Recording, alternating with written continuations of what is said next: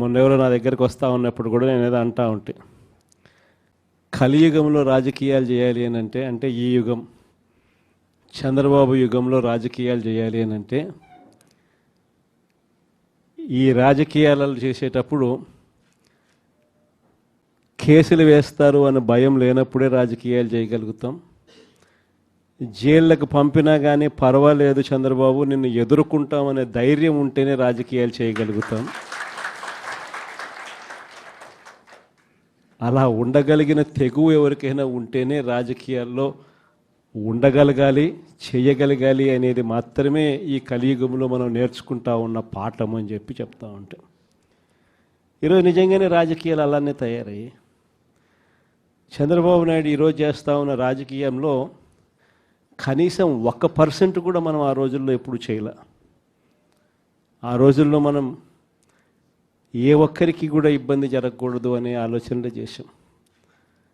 In fact నాకు బాగా గుర్తుంది, తాడిపత్రి మున్సిపల్ ఎలక్షన్లు జరుగుతూ ఉన్నాయి. మనం రాష్ట్ర వ్యాప్తంగా మున్సిపాలిటీలన్నీ మనం స్వీప్ చేసినాం. రాష్ట్ర వ్యాప్తంగా జెడ్పీటీసీలు స్వీప్ చేసినాం, ఎంపీటీసీలు స్వీప్ చేసినాం, సర్పంచ్ స్థానాలు స్వీప్ చేసినాం. మున్సిపల్ ఎలక్షన్లలో కూడా మనం ఓడిపోయింది బహుశా రాష్ట్ర వ్యాప్తంగా ఒక 2 మున్సిపాలిటీలు మనం ఓడిపోయినాం. అందులో తాడిపత్రి ఒకటి. వాళ్ళకు 18, మనకు 16. కేవలం వాళ్ళకు తేడా 2. మన ఎమ్మెల్యే వండుకొని అన్న 2 తేడా ఎత్తేద్దామన్నాడు. ఆ రోజు నాకు బాగా గుర్తుంది, అలా నేను ఒప్పుకోలా. మన ఎమ్మెల్యే అయినని కూడా నేను హౌస్ అరెస్ట్ చేయించిన. మన ఎమ్మెల్యేని నేను హౌస్ అరెస్ట్ చేసి ఎన్నిక జరిపించి తాడిపత్రి మున్సిపాలిటీ సవ్యంగా జరిగించి చివరిగా తెలుగుదేశం 18 వాళ్ళకు, 16 మనకు న్యాయబద్ధంగా ప్రజాస్వామ్యబద్ధంగా ఎన్నిక జరిగింది ఆ రోజు. కానీ ఈరోజు చూస్తే పరిస్థితి ఎలా ఉంది అని చెప్పి ఒకసారి చూస్తే, మనమేమో అప్పట్లో జగనన్నకు చెబుదామని చెప్పి ఒక టెలిఫోన్ నెంబర్ ఇచ్చా, స్పందన అని ఒక ప్రోగ్రాం కూడా పెట్టా.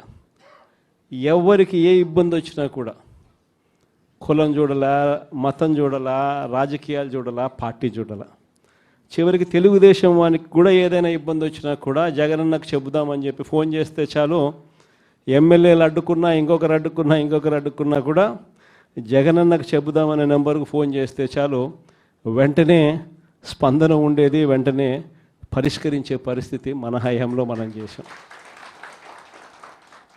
స్పందన అని ఒక ప్రోగ్రాం పెట్టాం.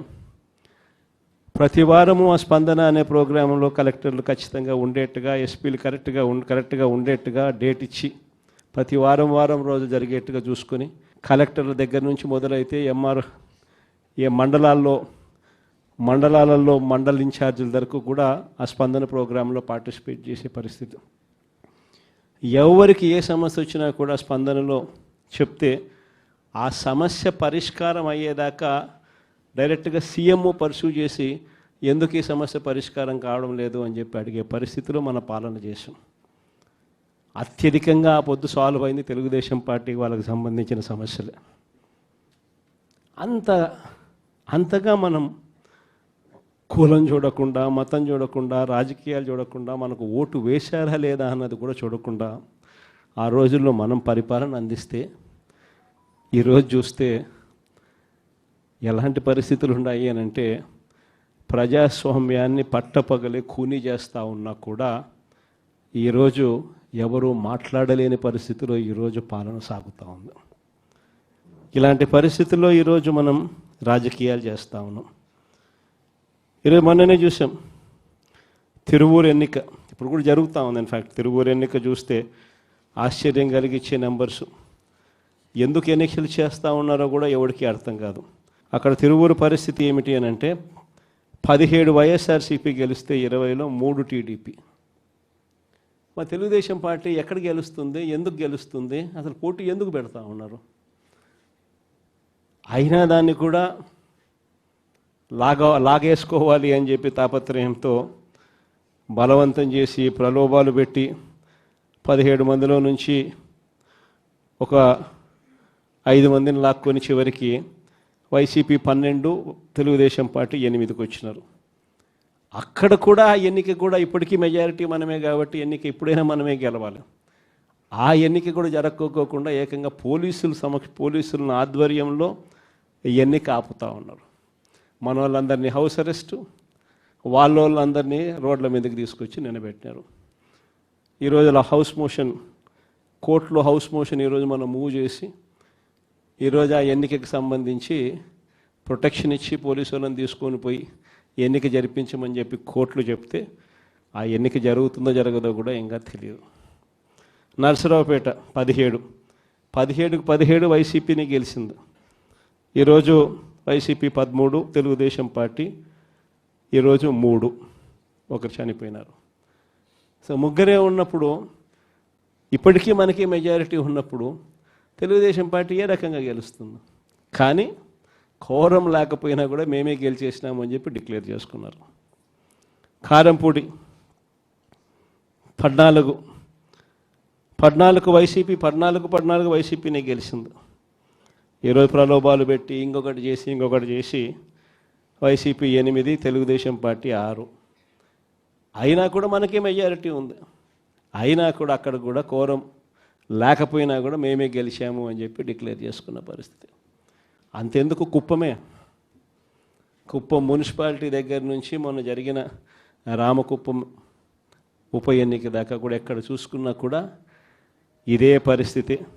ఈరోజు ఇక్కడే ఉన్నారు. ఎందుకు ఇదే రామగిరి నియోజకవర్గంలో, ఇదే రామగిరి మండలం చూస్తే ప్రకాష్ కాన్స్టిట్యున్సీ, ఇక్కడ వైసీపీకి సంబంధించి 10 మందిలో వైసీపీ 9 గెలిచింది. తెలుగుదేశం పార్టీ గెలిచింది కేవలం 1. మరి అలాంటప్పుడు ఎన్నికెందుకు జరపాలా?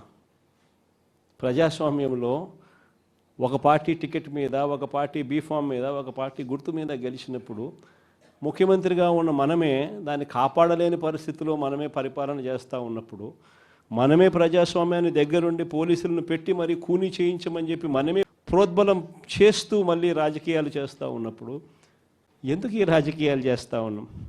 ఈరోజు ఇదే రామగిరిలో ఇప్పటికీ కూడా 6 మంది మనము, 9 మందిలో 3 వాళ్ళు లాక్కున్నారు. అయినా ఇంకా 6 మంది మనమే మెజారిటీ. ఎన్నిక పెడితే మనమే గెలుస్తాం. కానీ ఎన్నిక పోస్ట్పోన్మెంట్ మీద పోస్ట్పోన్ చేస్తూ ఉన్నారు. చివరికి కోరం లేదని చెప్పి అది కూడా వాళ్ళ ఖాతాల్లో వేసుకుంటారు. ఇది జరుగుతూ ఉంది.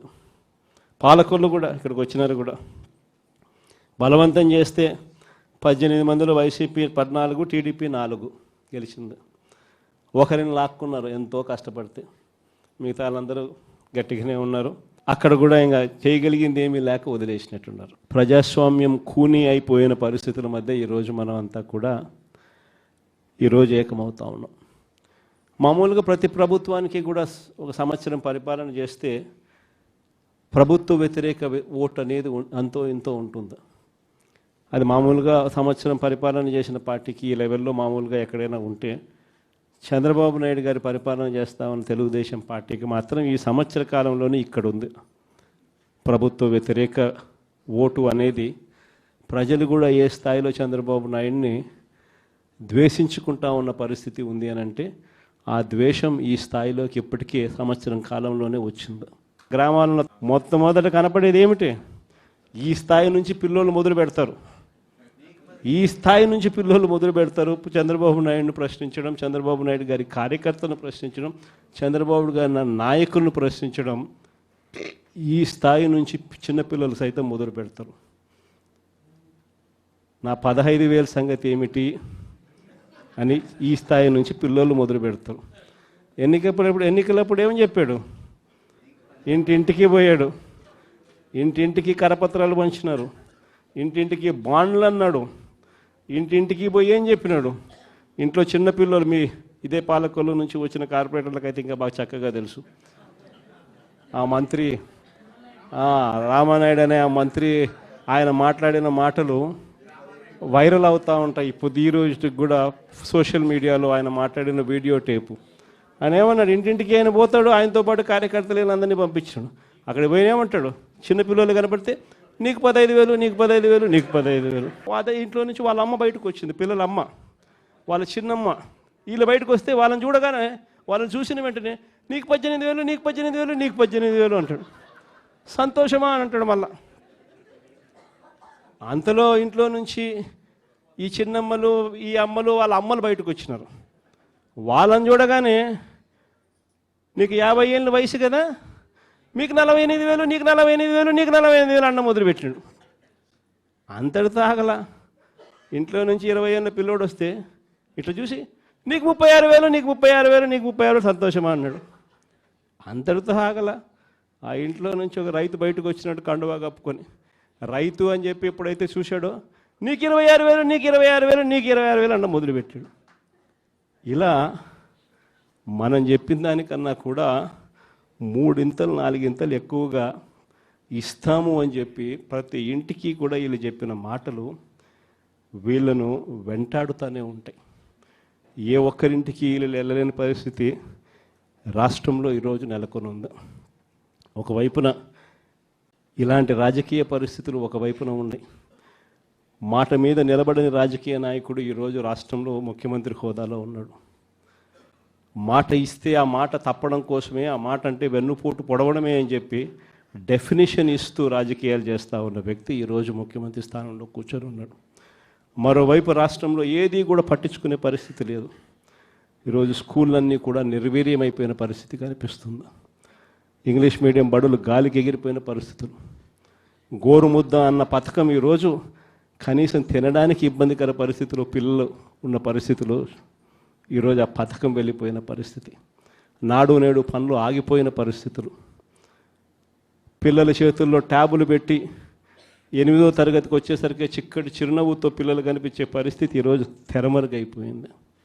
అమ్మఒడి అనే పథకంతో పిల్లలను ప్రోత్సహిస్తూ బడులకు పంపించే తల్లులకి ఈరోజు కనీసం పలకరించే పరిస్థితి కూడా లేని పరిస్థితిలో బడులు తయారయ్యాయి. మరోవైపున పేదవాడి వైద్యం గురించి కనీసం ఆలోచన చేసే పరిస్థితిలో కూడా ఈ ప్రభుత్వం లేదు. ఏ పేదవాడికైనా కూడా వైద్యం అవసరమైనప్పుడు ఆ పేదవాడికి ప్రభుత్వం తోడుగా ఉంది అన్న భరోసా ఇవ్వగలగడం ప్రభుత్వ కనీస బాధ్యత. అలాంటిది ఆరోగ్యశ్రీకి ప్రతి నెల కనీసం నెలకు 300 కోట్ల రూపాయలు ఖర్చు అవుతుంది. ఈ ప్రభుత్వం వచ్చి 12 నెలలు. ఆరోగ్యశ్రీ బిల్లులు ఇప్పటికే 3,600 కోట్లు దాటాయి. ఆరోగ్యశ్రీ బిల్లులు ఇవ్వడంలో ఆరోగ్య ఆసరా గురించి పట్టించుకునే పరిస్థితి లేదు. ఆరోగ్యశ్రీ బిల్లులు ఇవ్వక ఆరోగ్య ఆసరా గురించి పట్టించుకోక ఈరోజు ఏ పేదవాడైనా కూడా వైద్యం కోసం ఏదైనా హాస్పిటల్కి పోతే ఆ హాస్పిటల్లో ఈరోజు డాక్టర్లు పేదవాడికి వైద్యం అందించే పరిస్థితిలో లేరు. డబ్బులు కడితేనే వైద్యం అందిస్తాము అని చెప్పి ఈరోజు పేదవాడిని డబ్బులు కడితే తప్ప వైద్యం అందని పరిస్థితిలోకి అప్పుల పాలు చేస్తూ ఉన్న పరిస్థితి ఈరోజు రాష్ట్రంలో. ఏ రైతుకు కూడా ఈరోజు గిట్టుబాటు ధర రావడంలా, ఏ పంటకు ఈరోజు గిట్టుబాటు ధర రావడంలా. మళ్ళీ దళారీల వ్యవస్థ వచ్చేసింది. ఆర్బీకే వ్యవస్థ కుప్పకూలిపోయింది. ఈ క్రాపింగ్ గాలికి ఎగిరిపోయింది. ఉచిత పంటల బీమా కంటికి కనపడకుండా తెరమరుగైపోయింది. పంటలు ఏదైనా వరదలు వచ్చినా నష్టం వచ్చినా వెంటనే సీజన్ ముగిసేలోగానే ఆదుకునే ఇన్పుట్ సబ్సిడీ కార్యక్రమం సీజన్లు ముగుస్తూ ఉన్నా కూడా పట్టించుకోలేని పరిస్థితి. రైతు పరిస్థితి ఈరోజు అగమ్య గోచరంగా కనిపిస్తూ ఉంది. మరోవైపున మనం కట్టిన 17 కొత్త మెడికల్ కాలేజీలు, అందులో 5 మెడికల్ కాలేజీలు మనం ఉండగానే కమిషన్ కూడా చేసాం. కాలేజీలు మొదలయ్యాయి 5 కాలేజీలు. మిగిలిన కాలేజీలు యుద్ధ వార్ ఫుటింగ్ బేసిస్ మీద పనులు జరుగుతూ ఉన్నాయి. ఈ పెద్ద మనిషి ముఖ్యమంత్రి అయ్యాడు. కాలేజీలు కట్టాల్సింది పోయి అమ్ముతానని చెప్పి ఈ మనిషి తయారయ్యాడు. పేదవాడికి మెడికల్ కాలేజీలు అందుబాటులో లేకపోతే ఆ డిస్ట్రిక్ట్ హెడ్ క్వార్టర్స్లో ఎప్పుడైనా ఒక మెడికల్ కాలేజ్ అందుబాటులో ఉంటే దాని అర్థం ఒక మల్టీ స్పెషాలిటీ హాస్పిటల్ అందుబాటులో ఉంది అని నిదర్శనం. ఆ హాస్పిటల్స్లో ఆ కాలేజీలు అక్కడ ఉంటే అసిస్టెంట్ ప్రొఫెసర్లు అందుబాటులో ఉంటారు. ఆ కాలేజీలో పనిచేసే స్టాఫ్, పోస్ట్ గ్రాడ్యుయేట్ స్టూడెంట్స్ వీళ్ళంతా కూడా అందుబాటులో ఉండి ఒక మల్టీ స్పెషాలిటీ హాస్పిటల్ ఆ డిస్ట్రిక్ట్లో పేదలకు అందుబాటులో ఉంటుంది. ఎప్పుడైతే ఈ మెడికల్ కాలేజ్ అక్కడ అందుబాటులో ఉంటుందో, గవర్నమెంట్ మెడికల్ కాలేజ్ అందుబాటులో ఉంటుందో, అప్పుడు ప్రైవేట్ రంగంలో ఉన్న ఏ హాస్పిటల్ కూడా పేదవాడిని ఎక్స్ప్లాయిట్ చేయని పరిస్థితిలోకి వస్తాడు. ఎందుకంటే ఎక్స్ప్లాయిట్ చేసే పరిస్థితి ఉందంటే అక్కడే గవర్నమెంట్ హాస్పిటల్ ఉంది కదా, మెడికల్ కాలేజ్, ఆటికి పోతామని చెప్పి చెప్తారు ఎవరైనా కూడా. ఆ పరిస్థితి నుంచి నాశనం చేసి కాలేజీలు అమ్మడానికి సిద్ధపడ్డాడు. మన ప్రభుత్వ హయాంలో గతంలో ఎప్పుడు జరగని విధంగా, రాష్ట్ర చరిత్రలో ఎప్పుడు చూడని విధంగా మనం కొత్తగా గవర్నమెంట్ రంగంలో 3 పోర్టులు ఏకంగా కట్టడానికి శ్రీకారం చుట్టాం. ఇదే విశాఖపట్నం జిల్లాలో ప్రజలకు అందరికీ కూడా బాగా తెలుసు. మూలపేట శ్రీకాకుళం జిల్లాలో పోర్టు గతంలో ఎప్పుడు ఊహించని విధంగా శ్రీకాకుళం జిల్లాకు అభివృద్ధి బాట నడిపించే ఒక గొప్ప అడుగు ఆ పోర్టు. ఆ పోర్టులో అడుగులు వేసింది ఎప్పుడు అని అంటే మన ప్రభుత్వం వచ్చిన తర్వాతనే. అక్కడే మనం భూములు కొనుగోలు దగ్గర నుంచి, పర్మిషన్ తేవడం దగ్గర నుంచి, చివరికి ఆ పోర్టు ఇబ్బంది పడుకోకుండా ఫైనాన్షియల్ క్లోజర్ కూడా మనమే పూర్తిగా కంప్లీట్ చేసి ఏకంగా మనం 30% పనులు కూడా పూర్తి చేసే కార్యక్రమం మనం చేస్తే, చంద్రబాబు నాయుడు గారు ఇప్పుడు ఆ 3 పోర్ట్లను, గవర్నమెంట్ రంగంలో ఉన్న 3 పోర్ట్లను కమిషన్ల కోసం అమ్మడానికి ఈ పెద్ద మనిషి శ్రీకారం చుట్టాడు. ఇదే పెద్ద మనిషి చంద్రబాబు నాయుడు గారు ఇదే ఉత్తరాంధ్రలో ఎప్పుడు చూడని విధంగా ట్రైబల్ ప్రాంతాన్ని అభివృద్ధి పదంలో మనం నడిపించాం. ట్రైబల్ ప్రాంతంలో ఒక ట్రైబల్ ఇంజనీరింగ్ కాలేజ్, ట్రైబల్ ప్రాంతంలో ఒక మెడికల్ కాలేజ్, ట్రైబల్ ప్రాంతంలో ఏకంగా 5 సూపర్ స్పెషాలిటీ హాస్పిటళ్ళు ఐటీడీఏ పరిధిలో, ఏకంగా సాలూరులో ఒక ట్రైబల్ యూనివర్సిటీ కూడా అడుగులు వేగంగా మనం ముందుకు వేయి చేస్తే ఈ పెద్ద మనిషి పూర్తిగా వాటి పనుల గురించి ఈరోజు పట్టించుకునే పరిస్థితులు ఎవడూ లేని పరిస్థితులు ఈరోజు ట్రైబల్ ప్రాంతం కనపడతా ఉంది. ఈరోజు భోగాపురం ఇంటర్నేషనల్ ఎయిర్పోర్ట్ మనందరికీ కూడా పరిచయం. ఆ పనులు 5 సంవత్సరాలు చంద్రబాబు నాయుడు హయాంలో పనులు మొదలు కాల. బ్యాలెన్స్ ల్యాండ్ అక్విజిషన్ పూర్తి ఎప్పుడైంది అని అంటే అది మన హయాంలో. ఆ ప్రాజెక్టు శంకుస్థాపన ఎప్పుడు జరిగింది అని అంటే మన హయాంలో. ఆ ప్రాజెక్టు 30% పనులు ఎప్పుడు పూర్తయ్యాయి అని అంటే అది మన హయాంలో. ఏదైనా కూడా విశాఖపట్నం కానీ, ఉత్తరాంధ్రకు కానీ, రాష్ట్రంలో మరొక చోట కానీ, ఇంకొక చోట కానీ ఎక్కడైనా అభివృద్ధి పథంలో పనులు ఏదైనా జరిగాయి అని అంటే, చివరికి నాడు నేడుతో స్కూళ్ళు సైతం అభివృద్ధి ఎప్పుడు చెందాయి అని అంటే అది ఒక్క వైఎస్ఆర్సీపీ ప్రభుత్వ హయాంలోనే. ఈరోజు అన్నీ కూడా నాశనం అయిపోయిన పరిస్థితి కనిపిస్తూ ఉన్నాయి. ఈ పెద్ద మనుషులు అన్ని రకాలుగా కూడా వ్యవస్థలన్నీ నాశనం చేశాడు. ఇచ్చిన హామీలు ఏవి కూడా నిలబెట్టుకునే పరిస్థితిలో లేక ఈ పెద్ద మనిషి ప్రతిదీ కూడా ప్రజలను వెన్నుపోటు పొడిచే కార్యక్రమం చేస్తూ ఉన్నప్పుడు ఆ టాపిక్ నుంచి ప్రజలను డైవర్ట్ చేసేందుకు ఏ ఒక్కరూ కూడా ఆయనను ప్రశ్నించే స్వరం వినపడకుండా చేసేందుకు ఈ పెద్ద మనిషి చేస్తూ ఉన్న పాలన భయానక పాలన సృష్టించడం. ఆ భయానక పాలన సృష్టించడంలో భాగంగా ఈరోజు రెడ్ బుక్ రాజ్యాంగం నడుస్తూ ఉంది. ఈ రెడ్ బుక్ రాజ్యాంగంలో ఎవరైనా కూడా గొంతు విప్పుతారు చంద్రబాబు నాయుడుకు వ్యతిరేకంగా అని చెప్పి ఎక్కడ చంద్రబాబు నాయుడు గారికి అనిపించినా వెంటనే ఆ మనిషి గొంతు పట్టుకోవడం, ఆ నులిపేయడము అనేది ఎలా అనేది మాత్రమే చేస్తూ ఉన్నారు. మొట్టమొదటిసారిగా చూస్తూ ఉన్నాం మ్యానుఫ్యాక్చర్డ్ విట్నెస్లు. అంటే ఒక నేరంతో ఒక మనిషికి సంబంధం ఉండదు, కానీ ఏకంగా వీళ్ళకి సంబంధించిన ఒక వ్యక్తిని క్రియేట్ చేస్తున్నారు. ఆయన చేత ఆయనను అప్రూవర్ అంటున్నారు, ఆయన చేత ఇష్టం వచ్చిన మాటలు మాట్లాడిస్తున్నారు, ఒక ఎవిడెన్స్ మ్యానుఫ్యాక్చర్డ్ ఎవిడెన్స్ క్రియేట్ చేయిస్తున్నారు, ఆ మనిషితో ఈ మనిషి పేరు చెప్పిస్తున్నారు, ఈ మనిషిని ఇలా అరెస్ట్ చేస్తూ ఉన్నారు. ఇంతవరకు ఎప్పుడు హిస్టరీలో ఇటువంటి కార్యక్రమాలు ఎప్పుడు జరగల. ఒక తప్పుడు సాంప్రదాయానికి పెద్ద మనిషి చంద్రబాబు నాయుడు గారు ఈరోజు బీజం వేస్తూ ఉన్నాడు. ప్రతి నియోజకవర్గంలో కూడా పాత కేసులు ఏమేమి ఉన్నాయని చెప్పి తవ్వుతున్నారు. ఆయన పాత కేసులలో ఇప్పుడు మన ఎమ్మెల్యే క్యాండిడేట్లను ఎలా ఇరికించాలి అని చెప్పి, ఆ కేసుల్లో ఎలా ఇరికించాలి అని చెప్పి ఇప్పుడు చూస్తూ ఉన్నారు. ఏ తప్పు జరగకపోయినా కూడా యాక్టివ్గా ఎవడైనా కార్పొరేటర్ ఉన్నా, ఎవడైనా ఎంపీటీసీ ఉన్నా, ఎవడైనా జెడ్పీటీసీ ఉన్నా, లేకపోతే ఎవరైనా లీడర్ ఉన్నా సరే విజిలెన్స్లో ఎలా ఇరికించాలా, తప్పుడు కేసు ఎలా పెట్టించాలా అనే సంస్కృతితోనే ఈరోజు పాలన సాగుతూ ఉంది. నేను ఒకటి చెప్తా ఉన్నా, ఈరోజు కష్టంలో ఉన్న వైఎస్ఆర్సీపీ అన్నదమ్ములను నేను ఈరోజు చూస్తూ ఉన్నా. నేను మీ అందరికీ ఒకటే చెప్తా ఉన్నా, మీ అన్నగా, మీ తమ్ముడిగా, మీ బిడ్డగా ఒకటి చెప్తా ఉన్నా. నెక్స్ట్ వచ్చే జగన్ 2.0లో పరిస్థితి ఈ మాదిరిగా ఉండదు. ఈరోజు ప్రతి కార్యకర్త కష్టాన్ని చూస్తూ ఉన్నా కాబట్టి చెప్తా ఉన్నా. ఇంతకుముందు మన హయాంలో మనం వచ్చే టయానికే కోవిడ్ మహమ్మారి మధ్యలో 2019 జూన్లో మనం ప్రమాణ స్వీకారం చేశాం. ఆ తర్వాత ఆ మార్చిలోనే ముగియక మునిపే, ఒక సంవత్సరం కూడా సరిగ్గా ముగియక మునిపే 2020 మార్చి వచ్చేసరికి వెంటనే కోవిడ్ వచ్చింది. ఆ తర్వాత 2 సంవత్సరాలు కోవిడ్తో మనం యుద్ధం చేయాల్సిన పరిస్థితుల మధ్య మన పాలన సాగింది. బహుశా కార్యకర్తలకు అనుకున్న మేరకు బహుశా నేను చేయలేకపోయి ఉండొచ్చు. కానీ ఇవాళ ఒకటే చెప్తా ఉన్నా, ఈరోజు ఈ కష్టాన్ని చూసిన వ్యక్తిగా చెప్తా ఉన్నా, రేపొద్దున ఇలా ఉండదు. రేపొద్దున జరిగే ప్రతి విషయంలోనూ వైఎస్ఆర్సీపీకి కార్యకర్తే నెంబర్ 1గా ఉంటాడని మాత్రం ఖచ్చితంగా చెప్తా ఉన్నా. ప్రతి కార్యకర్తకు నేను ఒకటే చెప్తా ఉన్నా, ఎవడెవడైతే మీకు అన్యాయం చేశాడో పర్వాలా, అన్యాయం చేయండి, చేయించుకుంటాం, టైం మీది, కానియండి, కొట్టండి అని చెప్పండి. ఆడు ఎవడు ఏం చేస్తా ఉన్నాడో పేరు రాసుకోండి.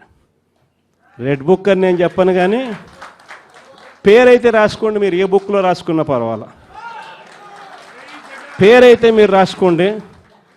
దాని తర్వాత మాత్రం అన్యాయం చేసినోనికి సినిమా మాత్రం మనం చూపిస్తామని చెప్తాను.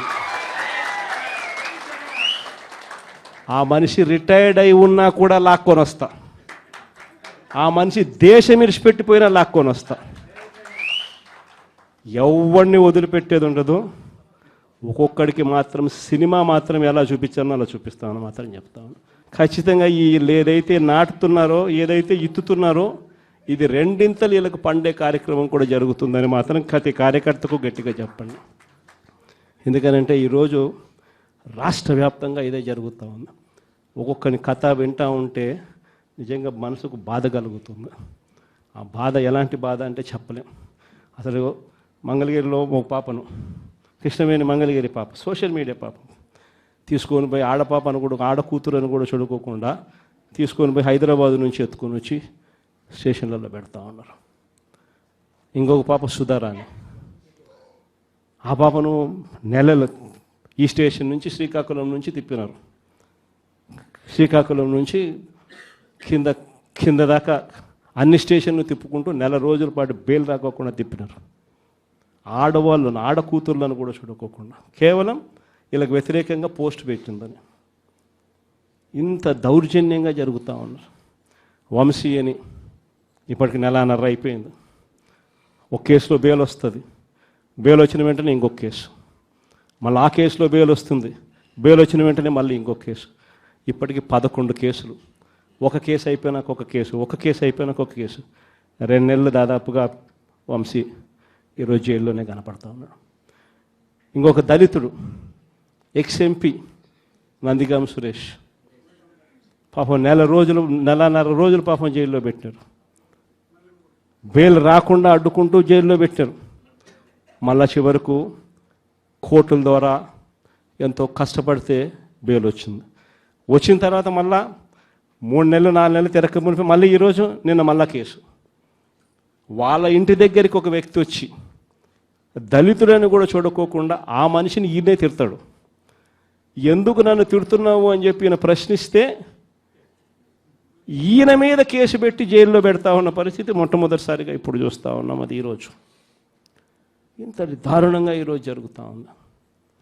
ఇలాంటి పాలన చూసిన తర్వాత చెప్తా ఉన్నా, ఆ బాధలో నుంచి చెప్తా ఉన్నా, ఏదైతే మీరు ఎత్తుతా ఉన్నారో తప్పుడు సాంప్రదాయాన్ని నాటుతూ ఉన్నారు, తప్పుడు సాంప్రదాయాన్ని మీరు చాటుతూ ఉన్నారు. ఈ సాంప్రదాయం ఒక వృక్షం అవుతుంది. మీరు ఏదైతే ఇచ్చారో అది 2 ఇంతలు వెనక్కి తిరిగి మిమ్మల్ని తన్నే పరిస్థితిలోకి ఈ వ్యవస్థ తయారవుతుంది. ఇలాంటి పరిస్థితుల మధ్య ఈరోజు మనం అంతా కూడా ఏకమై ఒకటి చెప్తా ఉన్నాం, రాబోయే రోజుల్లో గట్టిగా పోరాటం చేద్దాం. సంవత్సరం అయిపోయింది కన్ను మూసుకొని కన్ను తెరిచేసరికి. ఇక కళ్ళు మూసుకొని కళ్ళు తెరిచేసరికి మరో 3 సంవత్సరాలు కూడా అయిపోతే దాని తర్వాత మాత్రం వచ్చేది మన ప్రభుత్వమే. మంచి రోజులు ఖచ్చితంగా మనకే వస్తాయి. ఒక చీకటి అయిపోయిన తర్వాత ఒక పగలు రాక తప్పదు అన్నది ప్రతి ఒక్కరూ గుర్తుపెట్టుకోమని ఈ సందర్భంగా కోరుతాను. ప్రతి అడుగులోనూ కూడా ఈ సంవత్సరం అయిపోయింది కాబట్టి ఇక రాబోయే రోజుల్లో ఇంకా ఉధృతంగా కూడా ఉద్యమాలు చేయాల్సిన పరిస్థితుల మధ్య మన పార్టీ ప్రయాణం సాగుతుంది. ఈ లోపల మనం గ్రామ స్థాయి దాకా కూడా మనం వెళ్ళిపోయి గ్రామ కమిటీస్ ఫామ్ చేసుకోవడం దగ్గర నుంచి మొదలెట్టి బూత్ కమిటీస్ ఫామ్ చేయడం దగ్గర వరకు కూడా పూర్తిగా మనం చేసుకోవాల్సిన కార్యక్రమాలు ఏర్పాట్లు అన్నీ కూడా వ్యవస్థీకరణగా మనం చేసుకునే కార్యక్రమం మనం చేసుకుందాం. దాని తర్వాత ఉద్యమ బాట పట్టాల్సిన సమయంలో ఖచ్చితంగా ఉద్యమ బాట పడుతూ ఈ ప్రభుత్వం చేస్తూ ఉన్న తప్పులను ఎండగడుతూ ప్రభుత్వం చేస్తూ ఉన్న తప్పుడు పనులను ప్రజలకు ఎత్తి చూపుతూ మీ పాత్ర మీరు పోషించాల్సిన సమయం కూడా వచ్చింది అని చెప్పడానికి ఈ సమావేశాలన్నీ కూడా ఏర్పాటు చేసి మీ అందరి సహాయ సహకారాలు కూడా తీసుకునే కార్యక్రమం కూడా చేస్తూ ఉన్నాం. మరోవైపున మనం కట్టిన 17 కొత్త మెడికల్ కాలేజీలు, అందులో 5 మెడికల్ కాలేజీలు మనం ఉండగానే కమిషన్ కూడా చేసాం. కాలేజీలు మొదలయ్యాయి 5 కాలేజీలు. మిగిలిన కాలేజీలు వార్ ఫుటింగ్ బేసిస్ మీద